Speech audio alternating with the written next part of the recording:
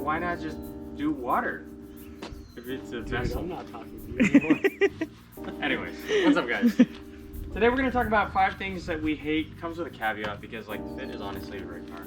Yeah. 5 things we hate / Indy's late A Don't.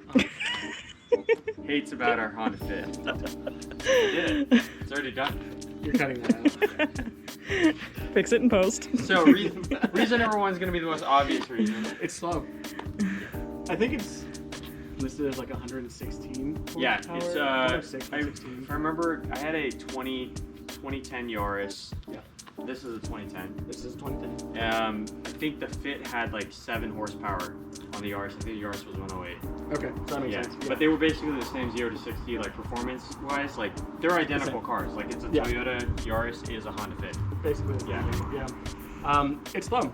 Now, in that, it doesn't necessarily feel that bad, which is kind of important when you have a slow car. I feel like Miatas are definitely a really good. Yeah, they're example of peppy. that. Yeah. It feels peppy, which is nice, but it's not actually fast. It's slow. Yeah. But like The with the car- illusion of speed. the illusion of speed. When you have a car that's meant to get really good gas mileage, you're gonna deal with some things like it being kind of slow, which is kind of a problem, but kind of not a problem. We were talking about more like throttle percentage usage. Like you in the G37, you don't have a ton of reason to full throttle it. I literally will only full throttle if I like really need to get ahead of someone Yeah.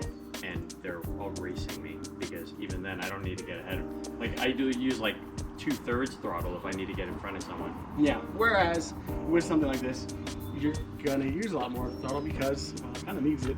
Yeah. You know? Yeah. So Absolutely. it is slow. Number 1. Yeah. Number 2 relates to comfort. This is something that I relate to. So Vanessa thinks that the seats hurt the back a little bit. I have that they're issue kind a of lot. stiff. The seats are kind of stiff. Yeah. So stiff seats. I have that issue a lot with when I drive a lot of cars. Even the G37 is uncomfortable for me. So what I've had to do is get a lumbar pillow that I drive with, and it's like a night and day difference. So it might be a solution for you to look into. Yeah. Something Things I on think- Amazon. But the stock seats as they stand are Yeah. not the most comfortable. Yeah. You're sitting on some brakes. Yeah. It is definitely not. But you know, it's an economy car, so it's to be expected. Yeah, it is definitely something that comes along with the lines of something that was a more affordable car when it was new. Yeah. Keeping theme with the interior, this car does not have a center console, which you would think isn't really a problem, but it kind of is. The driver's seat does have a fold-down armrest, but honestly, you're never gonna use it. Yeah, that's just so interesting to me that they don't have a center console. Yeah, it doesn't have a center console. The Japanese versions, however, I don't know if it was an option, but I know they did have a center console in at least some of the JDM. I wonder if the JDM GT8. seats are smaller than the USDM seats because they think Americans are big. That's possible. And then they were like, oh, we no longer have space for an armrest. And so let's just take it out and do an armrest delete on And the put It's- the little fold down guy. It's difficult because I miss the storage a center console provides, but That's I so also convenient, yeah. like that it's not in the way of stuff. It's great, yeah. I like having the space. The space is good, but the storage capacity is definitely not something that's great because there's nothing there. But like we were talking about beforehand, it's kind of interesting because you look at like Integras, and in the US they're like, here's this big dumb center console, and in Japan they're like, no, you don't need any of that. Just Yeah. here's the console delete. It's so ironic, like the It's kind Integra of funny, yeah. like you would strive, like, I mean, I bought an armrest delete for my Integra because I I did wanted too. to be JDM. I did too. But I actually, after running it for like 6 months, I was like, this is really inconvenient. Oh, It was good for I liked it. for tracking the car because you wouldn't bang your elbow into arm the on lid. the The lid was really very like yeah. pointy and It was hit it very and it would easily. like and it would drop down so violently. Yeah. Remember, it would like smash. It was just like it was a whole shebang. So yeah, like I said, again, these are kind of nitpicky, but like, it is what it is. Yeah. No center console can be good for some situations, not for this. I Yeah. don't think. Reason number 4 is that the hatch, and this is like a twofold thing. If you're a little bit shorter, or it's a very hot day, pulling down the hatch, especially on a black car, Yeah. is going to be a total pain in the ass. Yes. My mom's got an RX 350, Mhm. and it's got the motorized. You Yeah. just push the button. Same And with it the does the thing. RDX. The RDX has it. Yeah. And Yep. it's definitely a luxury like It is. SUV mod. Do you know if but- because they didn't make a Yaris that was like this in terms of the hatchback? They did have a the 5-door hatch. Did they? Okay. Yeah. Did that have? No. Okay. Yeah. So, So I think it definitely might be a not Econobox thing, yeah. but it is something that's nice to have, especially with this hatch on this thing is very flat and so like it's There's nothing to grip when you're trying to close it. You have the little Oh. inside handle, Yeah. but that's about it. Yeah. And the inside handle is not. Yeah. There's a specific motion you have to do to like grab it and pull it and like just like throw it to get it to close without any issues. Right. Yeah, but past that, like Yeah. it could use. It could use A it, but you know, it would definitely make life more convenient. But also at the same time, motorizing a hatch on a Honda Fit would be like $1,000 option. I feel like. You're probably not wrong. You know, honestly, I'm because like I think new they were like 20K. Yeah. Yeah, so like I think my Yaris was. I got a Yaris S. It was 18K out the door. yeah. Yeah. So like a Fit would have been like 18K out the door. Yeah. Well, I think the base model is like 18K. Yeah. So Yeah. The Fits were a little bit more. yeah. Yeah. So like I said, nitpicky, but it's something that would definitely help with this vehicle. Yeah. And finally, if you don't do your own maintenance, you don't necessarily care. I do the maintenance on this, so I care.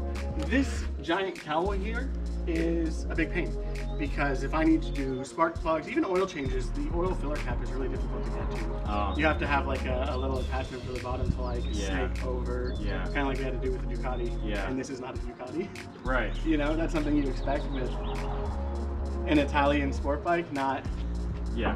a Honda Fit Econobox. Yeah.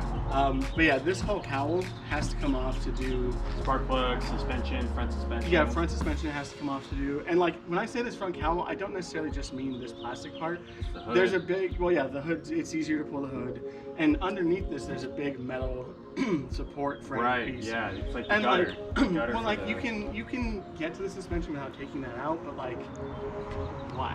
Yeah. It's like 6-10 mils, and then this all comes out, and then you have like tons of access instead of like this little Yeah. corner space to try and work. It's definitely like it's easy, but it's time consuming. It's exactly that. Like if you have to get to this area, you know that you're gonna have to pull this kind of plethora of stuff. And the Yaris was the same way Yeah. because we I did, did. the suspension on the Yaris. Yeah, the springs. Yeah. Had to pull everything off. Yeah. Everything to get to it. There was just no way to not do it. Yeah. So. It's definitely a kind of this era of car thing where they had this really short front to kind of compact everything, and like the engine in this is like halfway on the dash. Yeah. But like, Yeah, I think the block starts like right here. yeah, basically. Yeah. It's just something to think about if you have to work on it, because I do, and it can be a bit of a pain. And actually, not just the cowl, the whole wiper motor system, the wipers, the motor, Oh. yeah, all that comes. Yeah, that's right. Yeah. Yeah. So that's 5 things that we hate about the Honda Fit. Which is nitpicky in a lot of situations. Nitpicky for sure. Yeah. Like all in all, that Fit's a great car, but I think they're legitimate reasons.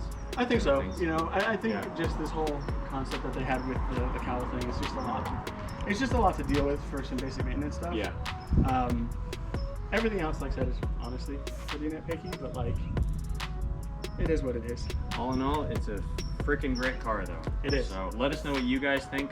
Let us know what you guys hate about your Fits. Let us know about other generations Jazzes. too, Yeah. because you know we only deal with a GE8. Second gen, right? Second gen, yeah, Yeah. because they had the GDs before, and then Yeah. they have, I think it's one more gen, the GKs. Yeah. Yeah. Something like that. So let us know what you may hate about yours. Yep. Yeah. And if you like the video, please make sure to like, subscribe, ring the notification bell, and we'll see you in the next one. And we appreciate you guys.